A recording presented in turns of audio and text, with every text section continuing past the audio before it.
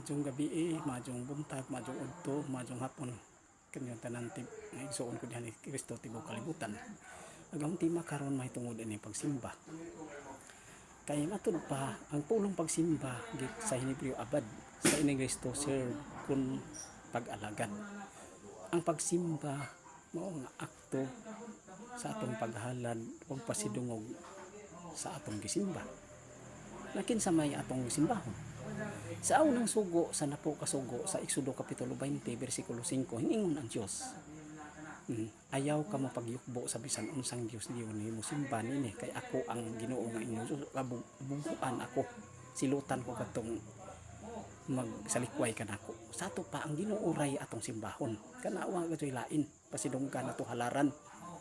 Kay diha sa pag-untugon, ang karitas pag-untugon, Mateo kapitulo 4 bersikulo 10, nga katong gitintal katong Ginoo dito sa kamingon, miingon si Ginoong Hesus nga pahawa sa tanas simbaha ang Ginoo nga imong Dios o siya lamang ang lagari.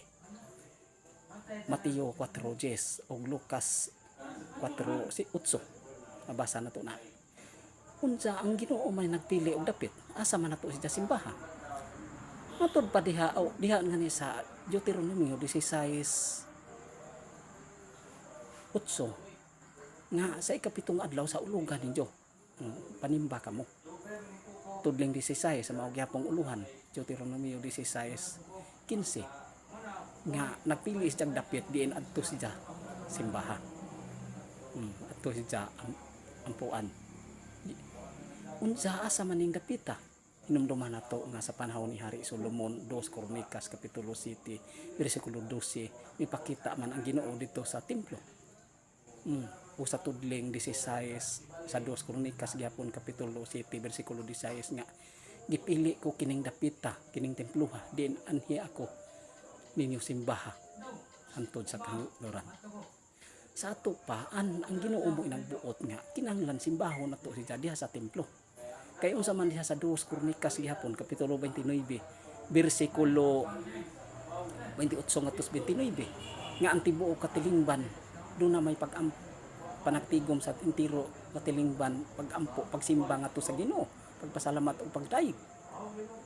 Busa mga igsuon ko diha ni Kristo kining ikapitong adlaw sa atong panahon karon mao ni ang Domingo mao ni diin ato siyang simbahon ug pasalamatan ug lagaran ato sa tibuok natong kinabuhi nga diin kita magpasidungog magpasalamat sa Ginoo dito sa iyang balay alampuanan. Mao na diha mga igsoon ko diha ni Kristo nga sa ikapitong adlaw nga mao ang Domingo kay ang Sabado gi ko wagtang naman to kay matud pa sa Oseas 2:11 gi kuan naman gipahunong na mga adlaw Sabado mao na nga ang giilis Domingo na. Kay sa Hebreo kapitulo 4 bersikulo 8 dunay laing adlaw dili na Sabado kun dili Domingo na.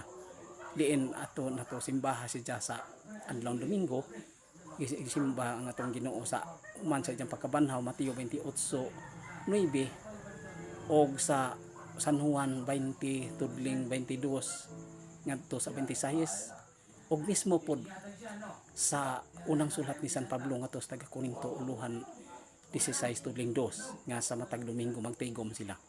Busa mga igsuon ko diha ni Kristo nga kining adlaw Domingo mao na gini matawa balaan nga adlaw para sa Ginoo diin kita manimba. Mao na diha nga simbahon nato nga ato kadtong katungdanan nga kita mosimba kadto kita sa Ginoo. Gawas una atay mga balatian nga di nato makaya pagduol og simbahan kay mosabot ang Ginoo. Pero kana nga hindi ta mosimba naratas bahay bisag mga taglawas wa tay gibuhat dako kanang saha kun ato kanang supakon.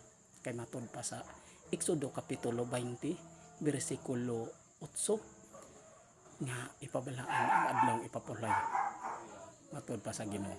Mao na diha mga igsuon ko diha ni Kristo nga agkanang dihang ato gadto siyang alagaron simbahon nato siya sa adlaw Domingo kay sa gikaingon ko na kun tudyoon nato nga adto laman tas lingaw-lingaw di ta mo simba panag Domingo nakasa taong mortal dako ta nagtubagonon sa Ginoo.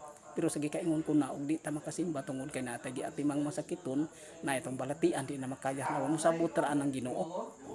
Mao na diha mga igsoon ko diha ni Kristo nga katungdanan nato diin kita mosimba ug diha niya ng pagsimba na ang pagtipik-tipik sa tinapay kunpahan nga diin kita mukaon sa lawas ni Kristo.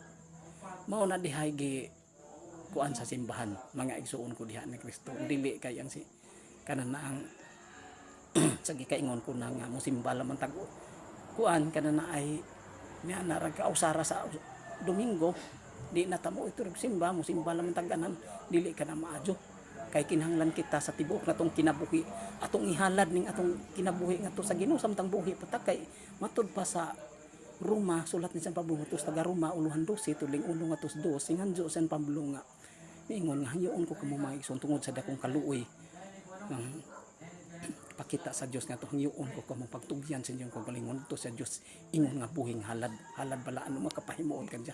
Importante nato mga igsuon ko diha ni Kristo nga kita mualagad kita samtang kita may kinabuhi pa kay mga patay dili na makalagad sa Ginoo.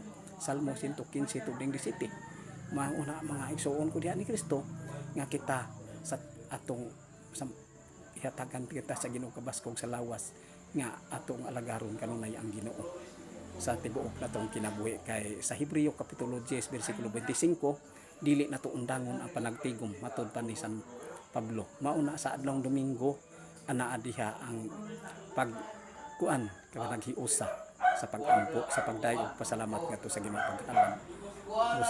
Naa sa buhat 20 tudling city nga mga apostoles nagtipik-tipik sa pan kung nangaon sila.